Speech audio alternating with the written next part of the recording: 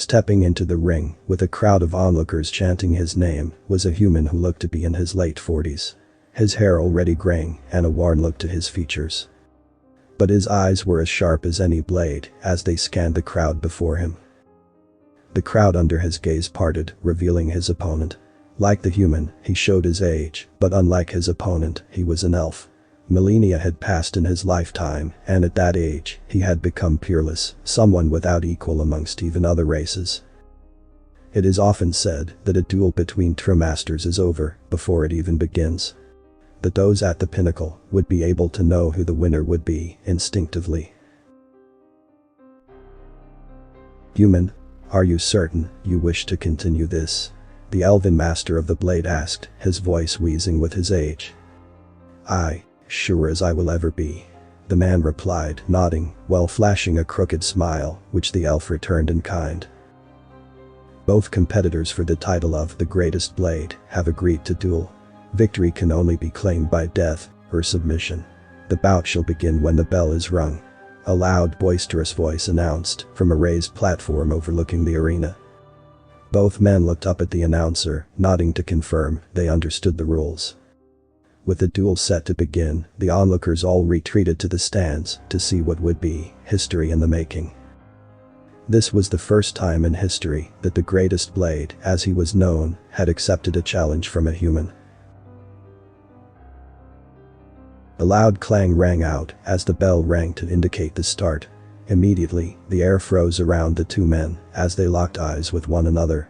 The tension was such that even their swords may struggle to cut it.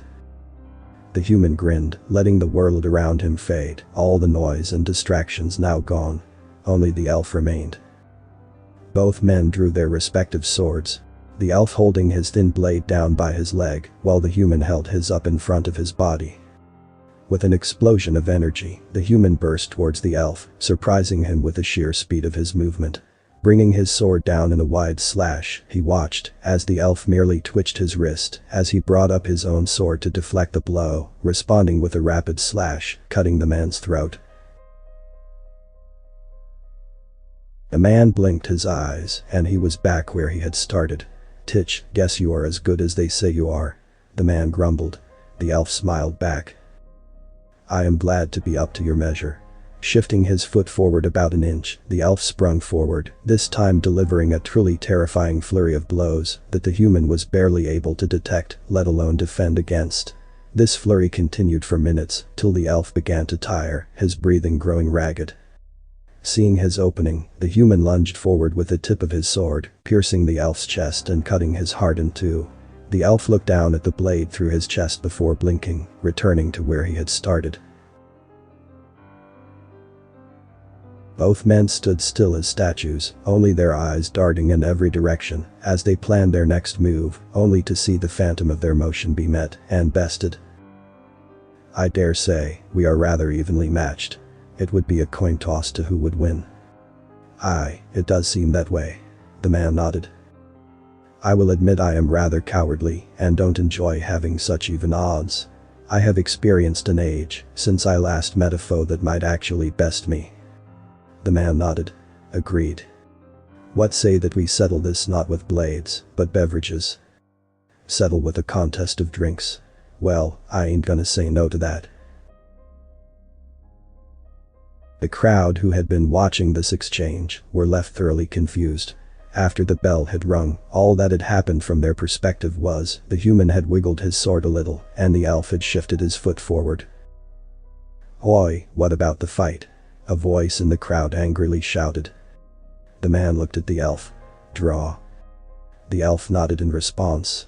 "Yes, referee, it is a draw. It has been centuries since I have met someone who would be able to block my attacks. It would be a shame to lose such an interesting foe so soon after meeting." With that statement, both men sheathed their blades, leaving the audience even more confused. They had come to see a fight between two true masters, only to see nothing at all. But the masters knew. They, like all true masters, could see several steps ahead, like in a game of chess. No fool would continue a game when they would ultimately be checkmated. The author's name and the link to original text is in the description. Consider tapping the thumbs up and pressing the subscribe button if you enjoyed this video.